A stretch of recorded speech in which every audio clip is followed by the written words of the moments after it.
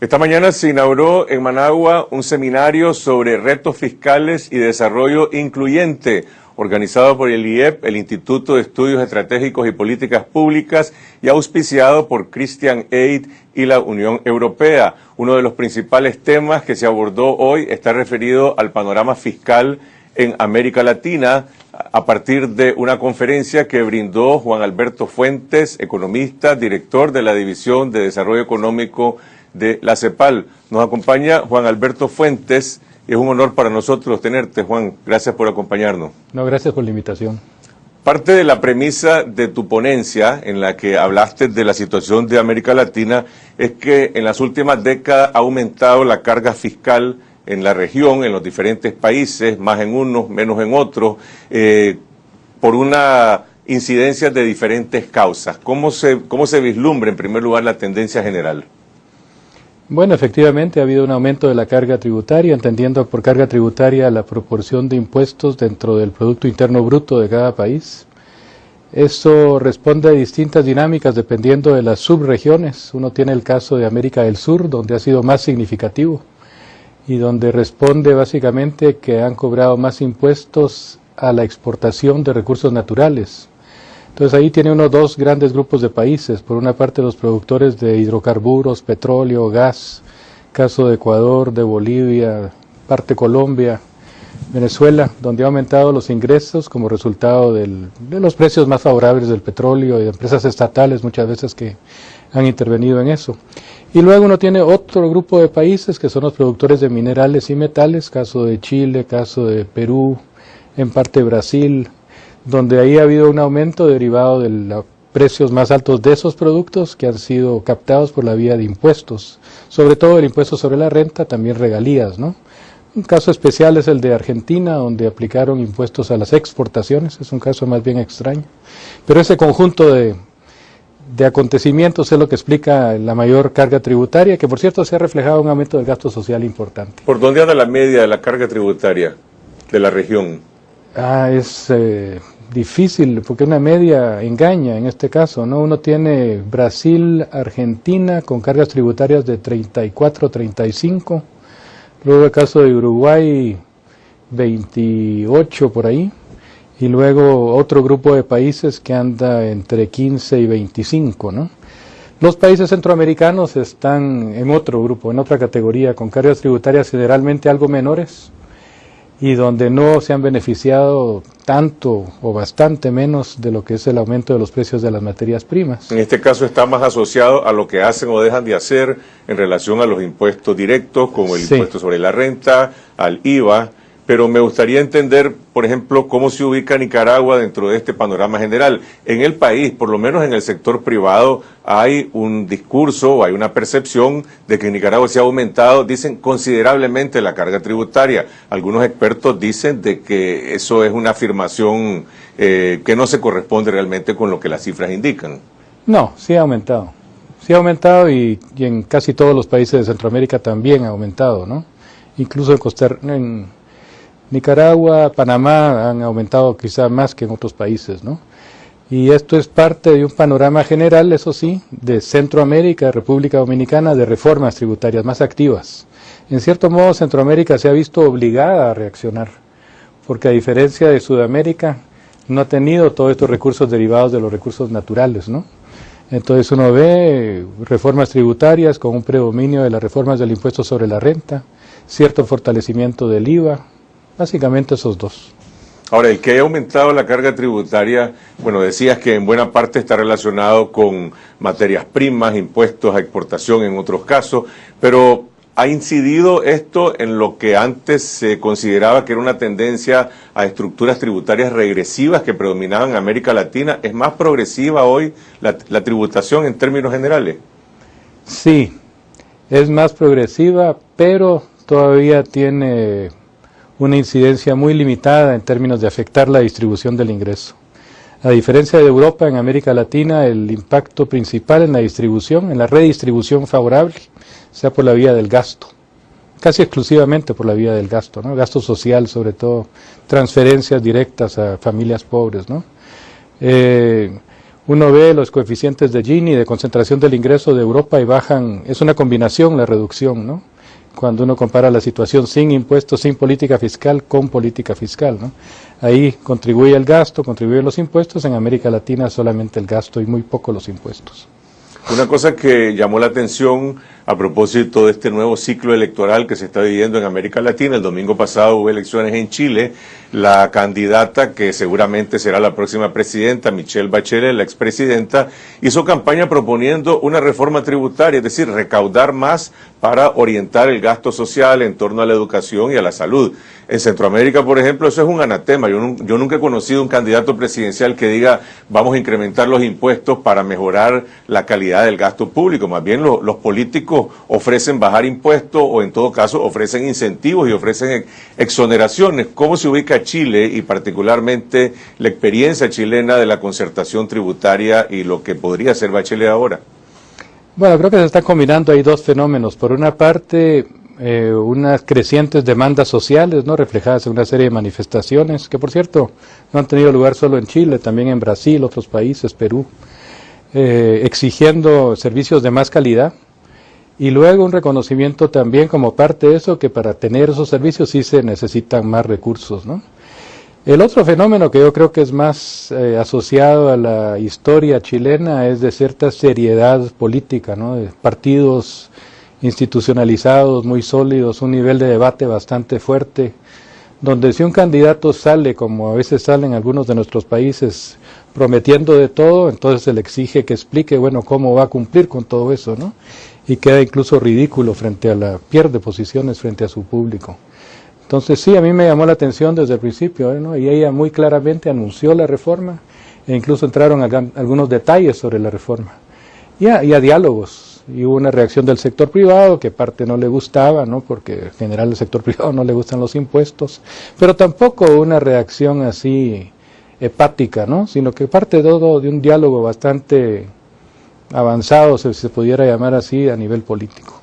En ese panorama general, ¿cómo se ubican algunos de los obstáculos que han estado planteados a las reformas tributarias como parte de herencias de políticas anteriores? Por ejemplo, la cultura de las exoneraciones, la cultura de las exenciones, que tendió a dominar muchos países bajo la premisa de que era necesario aplicar estas políticas para atraer inversiones. Y ahora algunos dicen, bueno, hay que lidiar con las exoneraciones para poder hacer verdaderas reformas fiscales. El debate es muy diferente en América del Sur a Centroamérica en ese sentido, ¿no? Aquí es cierto, yo como guatemalteco también lo sé, en Guatemala el tema de los incentivos siempre está en la agenda fiscal, y casi que se explica que no hay inversión porque no hay incentivos, y que solo mediante incentivos va a haber inversión, ¿no? En el caso de América del Sur es al revés, más bien ha habido un aumento fuerte de la inversión extranjera, con impuestos más fuertes, es al revés. Eso por un lado, y por otra parte hay este reconocimiento de que se necesitan recursos para financiar gastos sociales adicionales, ¿no? Y luego con un panorama económico donde yo creo que hay una inflexión actualmente para el conjunto de América Latina, ¿no? Comparado con el periodo 2003-2008, periodo durante el cual hubo bastante crecimiento en la región, ahora se vislumbra más bien un crecimiento menor en la región, especialmente frente a lo que ha pasado en Europa, Estados Unidos, desaceleración de China. Entonces, frente a eso se está comenzando a percibir, a reconocer que los recursos de los estados pueden ser insuficientes para enfrentar esas expectativas sociales que han surgido, ¿no? Y por consiguiente ya no se puede depender solo de los recursos obtenidos de las materias primas, sino que se requiere una base más sostenible de recursos públicos nacionales, ¿no?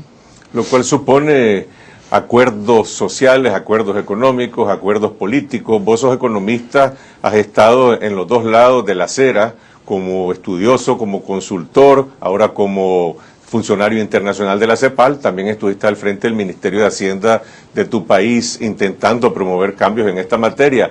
Vamos, ¿esto es un problema de carácter técnico o de carácter político, la reforma fiscal? Bueno, la respuesta fácil es decir los dos, pero yo estoy convencido que el desafío más importante, más difícil es el político, ¿no? Se pueden definir y salen lineamientos bastante claros actualmente del tipo de reforma óptima, si uno le quiere llamar así, en la región, un buen impuesto sobre la renta, que tenga cierta capacidad redistributiva, que no tenga tasas demasiado altas, porque eventualmente sí podría desincentivar la inversión, un IVA que no sea demasiado fuerte para que no sea demasiado recesivo, en fin. Pero el tema no es ese, ¿no? El tema más bien es convencer, llegar a acuerdos, y en circunstancias donde es difícil y va a continuar siendo difícil, ¿no? Casi las historias de los estados del mundo, no solo de América Latina, están todas vinculadas directamente al tema fiscal, ¿no? Y a conflictos y a manejos de intereses, percepciones, pasiones también, ¿verdad? Okay, vamos a ir a una pausa y al regresar me gustaría conocer tus reflexiones, tu visión y lo que planteaste esta mañana en torno a esto que se da a llamar la renovación del pacto fiscal. Uno podría decir renovación del pacto fiscal como un planteamiento general en América Latina. Hay algunos países en los cuales no ha existido pacto fiscal, se hablaría probablemente más bien de la fundación o el establecimiento de pactos fiscales, pero bueno, ¿cómo se puede hacer, cómo se puede concertar un pacto fiscal, la experiencia que viviste directamente como ministro y cómo lo ves ahora, en este caso, pues como funcionario de la CEPAL? Ya regresamos.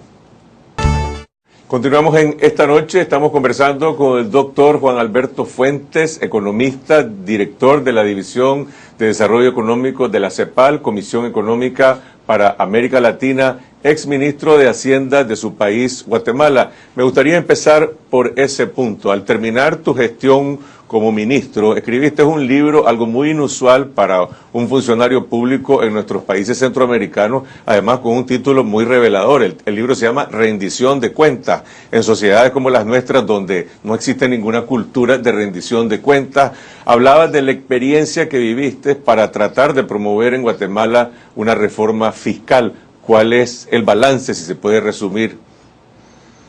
Bueno, es mixto. El libro es un testimonio de los 2 años y medio que pasé como ministro, ¿no? Pero yo haría un balance con un periodo mucho más largo de tiempo, que se inicia precisamente con el tema que nos ocupa, que es el pacto fiscal. En Guatemala sí se negoció un pacto fiscal en el año 2000, y a partir de entonces se comenzaron a definir lineamientos, políticas más precisas, como parte de un prolongado proceso de negociación donde participaba sociedad civil, sector privado y Estado, ¿no? Eso culminó en distintos grupos técnicos, comisiones preparatorias. Yo estuve en la última antes de ser ministro y como resultado de esa comisión salió una propuesta de reforma. Y esa fue la que impulsamos en el gobierno. En la comisión había grupos, personas de distintas tendencias, así que no era necesariamente la que correspondía a la línea del gobierno. Y avanzamos, fue con muchas dificultades, una oposición de parte de algunos diputados del Congreso, de parte del sector privado, en una buena parte también. No logramos tener éxito, por lo menos total, durante el periodo que yo fui ministro. Pasamos un par de iniciativas, pero pequeñas. Sin embargo, fue el próximo gobierno que sí aprobó básicamente la misma reforma.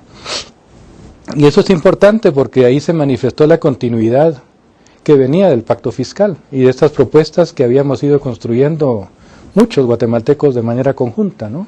Entonces no importaba que teníamos un gobierno que era de línea militar, bueno, con un general más bien a la cabeza, otro que había sido de una línea más o menos socialdemócrata, sin embargo, se pudo avanzar con esa reforma, ¿no?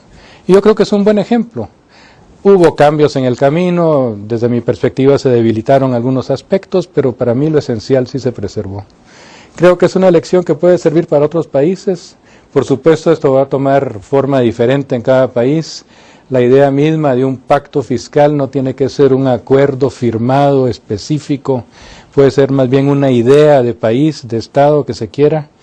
En el caso de Chile, por ejemplo, yo creo que se está caminando en eso sin tener un pacto firmado, sino que simplemente manifestado por la vía de las elecciones. ¿Quiénes son los actores de un pacto fiscal? ¿Cómo se involucran las distintas fuerzas?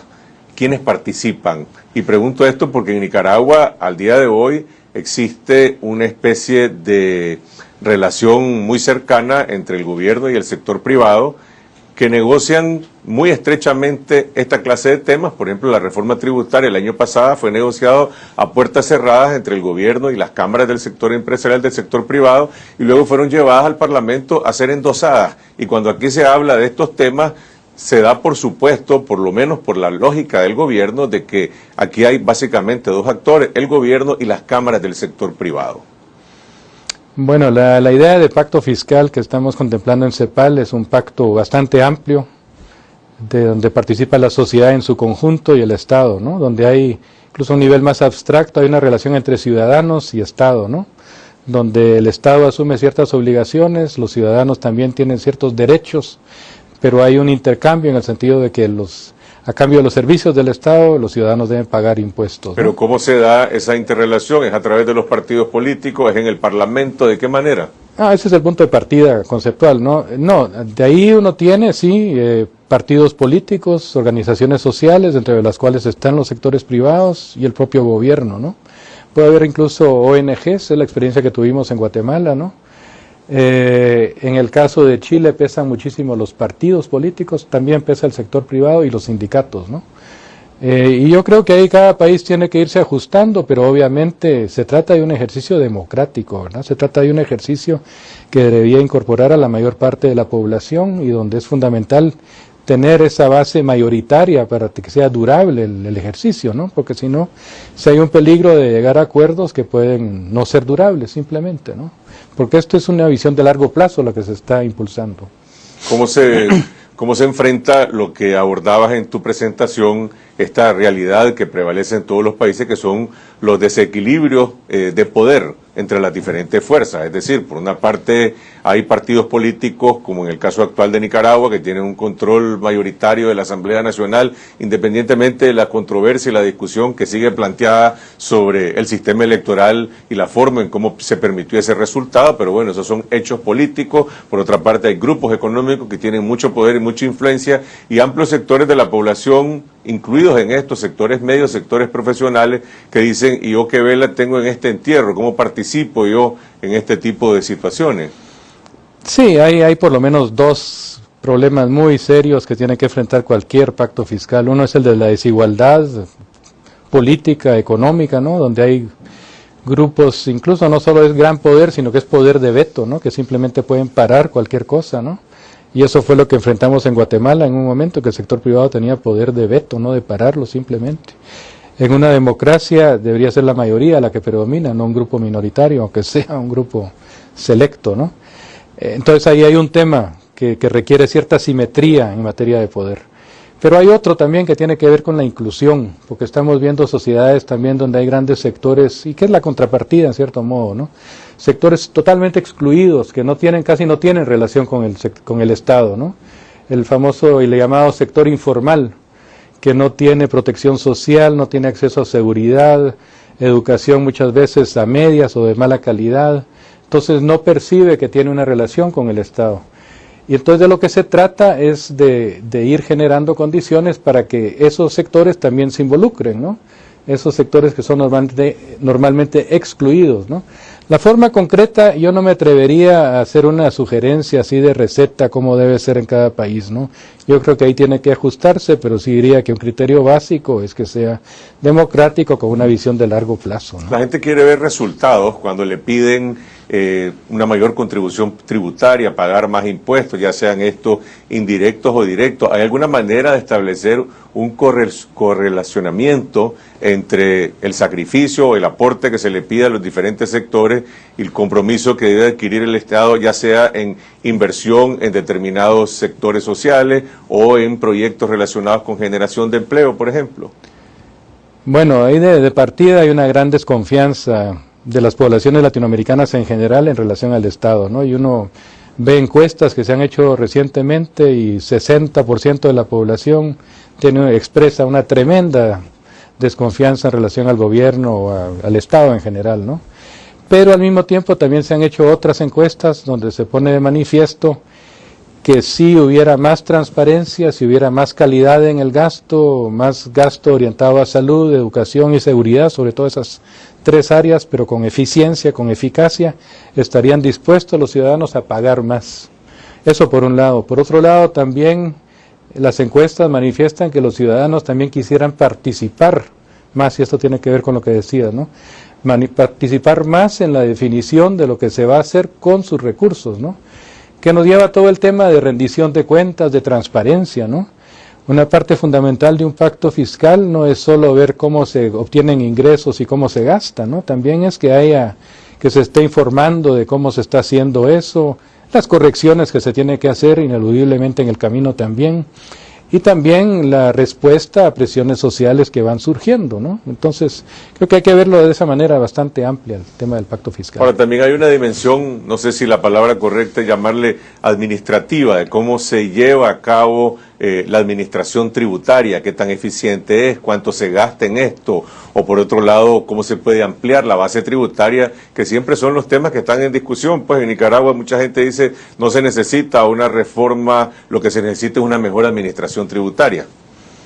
Bueno, una reforma tributaria sin mejoras de la administración tributaria no camina, simplemente así de sencillo, ¿no? Tiene que haber mejoras continuas de la administración tributaria. Ahora, tampoco es que sea una fórmula mágica, ¿no? No es una pastilla que va a corregir todo. La administración tributaria es como la productividad, es algo que va aumentando poco a poco, ¿no? Pero es fundamental, incluso desde la perspectiva más política del pacto fiscal, porque la buena administración tributaria significa que todos pagamos o deberíamos pagar lo mismo, que se nos está tratando de manera equivalente, ¿no? Entonces, si hay un evasor que es mi vecino, yo sé que a él lo van a sancionar, porque la administración tributaria le está dando un seguimiento, a todos nos está dando un seguimiento equivalente, ¿no? No es que él tenga privilegios. Por cierto, este también es un argumento en contra de los privilegios y los incentivos, ¿no? ¿Por qué mi vecino va a no tener que pagar impuestos y yo sí? Y luego tiene otra implicación, que es que también en esto debe tener un papel muy importante el sistema judicial, los tribunales, ¿no? Para asegurar que las sanciones son efectivas, y no yo, por ser famoso, por tener mucho dinero, por ser un gran deportista, no voy a pagar mis impuestos, ¿no? Entonces hay varios niveles que tienen que ver con la administración tributaria bien llevada, fortalecida por la acción de los tribunales, que es fundamental en este tipo de acuerdo. Mencionabas el tema de la inclusión social, que es uno de los puntos fundamentales de este seminario que se está debatiendo en Nicaragua. ¿Cómo se compagina esto con la tendencia una de las tendencias políticas predominantes actualmente en América Latina del populismo o de las políticas asistencialistas, tema que se vive actualmente en Nicaragua, se ha vivido en Guatemala, se ha vivido en otras partes? Es decir, inclusión social, ¿de qué manera? Bueno, a mí la palabra populista le tengo cierto temor, porque significa cosas muy diferentes para distintas personas, ¿no?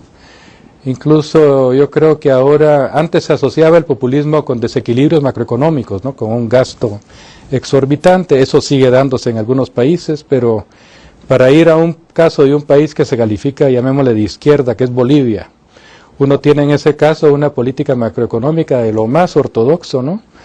Con una generación de unas reservas internacionales que son más del 50% del PIB, una inflación bajo control. Entonces uno tiene ahí ese caso. Tiene luego el caso de Colombia, que es un gobierno de una línea, llamémosle, más conservadora, en fin, más de centro tal vez, y tiene una política macroeconómica que interviene mucho, que está viendo cómo controla el tipo de cambio, porque el tipo de cambio se les está yendo para arriba, está castigando las exportaciones, ¿no? Entonces, yo tendría cuidado con eso en términos de políticas macroeconómicas. En términos de lo asistencial, yo distinguiría ahí entre lo que son transferencias condicionadas a familias muy pobres, donde sí es necesario crear incentivos para que los niños vayan a la escuela, las mamás vayan a los centros de salud y lleven a los niños ahí, sujeto eso sí a un control, a un monitoreo, a una rendición de cuentas, y lo que es ya clientelismo, simplemente estar pagando efectivo por aquí y por allá con criterios políticos, ¿no? Yo creo que son cosas diferentes, ¿no? Y donde lo fundamental, al final de cuentas, sí es tener más bien una política social de largo plazo, y ahí entra el tema de la calidad de la educación, la calidad de la salud, y por la razón por la cual ahora lo que está pasando en Chile creo que hay que darle mucha atención porque van un poco en esa línea, ¿no? Ahora, la CEPAL está proponiéndole a los gobiernos o está poniendo a disposición de los gobiernos esta experiencia o esta reflexión relacionada con el pacto fiscal. ¿Es una idea, es una sugerencia o es una política que se está promoviendo? Lo hemos estado discutiendo dentro de la CEPAL y próximos meses va a salir un documento que va a ser presentado en lo que se llama la Asamblea de la CEPAL, el periodo de sesiones de la CEPAL en Lima. Y lo más probable es que sí hay algunas propuestas sobre el tema de pactos fiscales y pactos de otro tipo, ¿no? Porque es una manera de enfrentar distintos problemas en un contexto democrático con muchas tensiones. Gracias al doctor Juan Alberto Fuentes por sus reflexiones. Esperemos que ayude esto a promover el debate público que tanta falta hace en Nicaragua sobre este tema.